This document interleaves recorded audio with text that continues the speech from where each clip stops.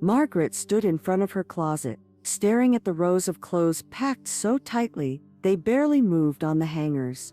A silk blouse from a wedding years ago, a pair of slacks that hadn't fit in over a decade, jackets she swore she'd wear one day. The weight of it all sat heavy in her chest. Where do you even begin when every piece holds a memory, a version of yourself you're not quite ready to let go of? If this sounds familiar, you're not alone.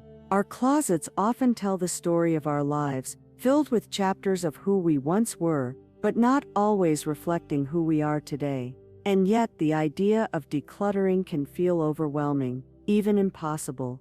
But what if I told you it doesn't have to be? Today we're walking through 6 simple steps that will help you let go with confidence and create a wardrobe that truly serves you.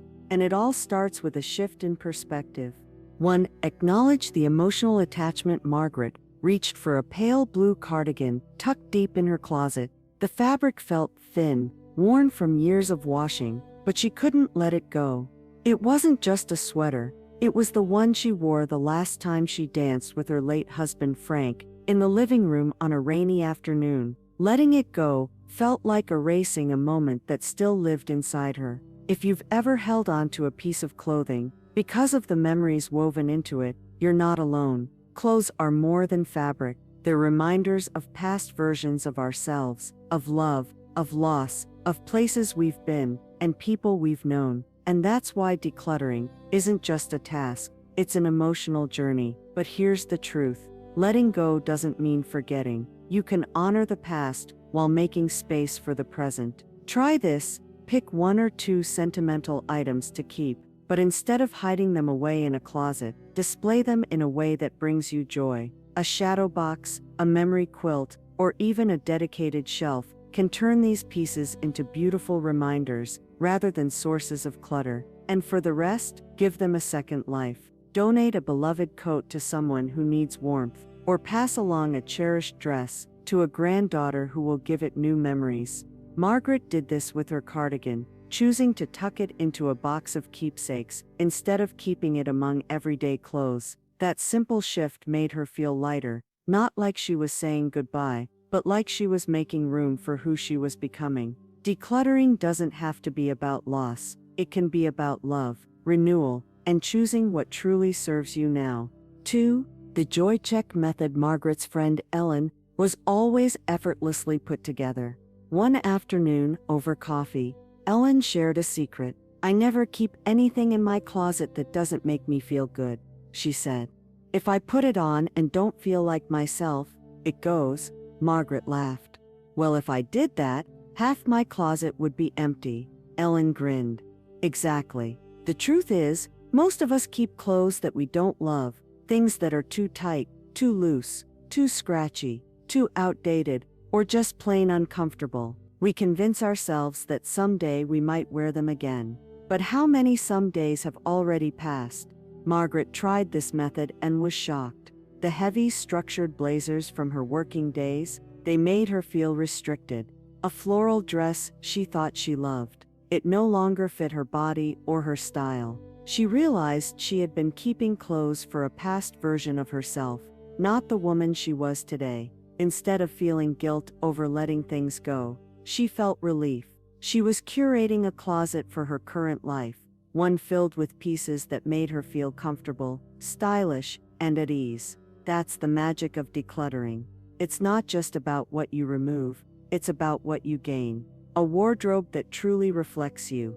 3. Small wins first. Start with easy items. Margaret had tried to declutter before, but each time she'd open her closet, take out one dress and get stuck. She'd sit on the edge of her bed, lost in thoughts of the past, and by the time she looked up, the sun had set and nothing had changed. The problem? She was starting with the hardest things first. Margaret decided to tackle one category at a time. First, she grabbed all her shoes and put them in a pile. There were heels she hadn't worn since her 60s, sandals that pinched, sneakers with soles worn thin. It was easier than she expected. None of them brought her joy or comfort, so out they went. That small success gave her momentum. Next, she moved on to scarves, then pajamas, And before she knew it, she had 3 bags of donations ready to go. Decluttering doesn't have to be overwhelming. It's like a puzzle. Start with the edges, and the picture comes together on its own. And the best part, the more you let go, the more freedom and clarity you gain. Margaret no longer dreaded opening her closet. Instead, she felt lighter, more in control, and genuinely excited to get dressed every morning. Each piece Margaret let go of was a step toward a simpler, freer, more joyful life. And now, with momentum on her side, she was ready to take things further, because next she'd learn how to embrace a wardrobe that truly reflected the woman she had become. 4. The 1-year rule and capsule closet mindset. Margaret stood in front of her newly organized closet, feeling proud of the progress she had made. But as her eyes scanned the remaining clothes, doubt began to creep in. There were still pieces she hadn't worn in years, but something held her back. What if I need this someday?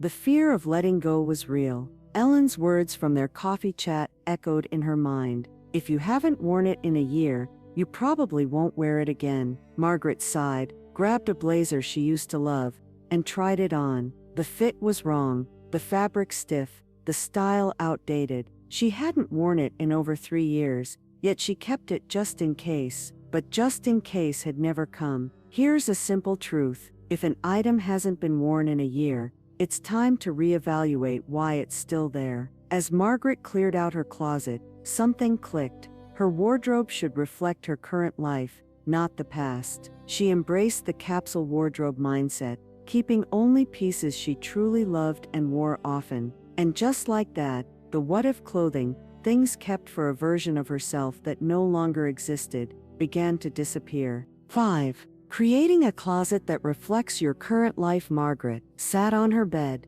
a pile of clothes beside her, skirts she hadn't worn since retirement, dress pants from a career she left behind, blouses that once fit, but now felt constricting.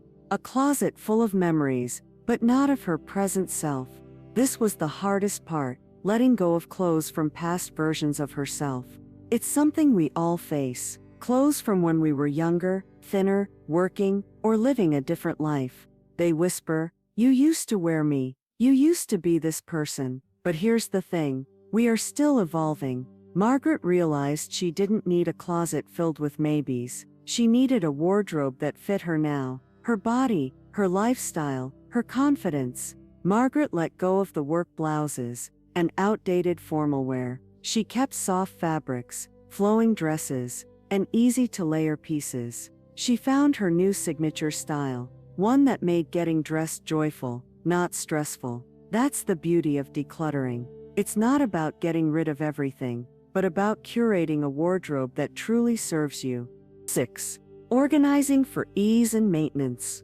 The hard part was over. Margaret had sorted, donated, and refined her wardrobe into a collection of pieces she truly loved. But now came the question, how do I keep it this way? Because let's be honest, without a system, clutter has a way of creeping back in. Margaret decided to organize with intention. She wanted her closet to feel peaceful, not chaotic. The biggest change, she could now see and enjoy her clothes. No more digging through stacks of sweaters or searching for matching shoes. And the best part, getting dressed felt effortless.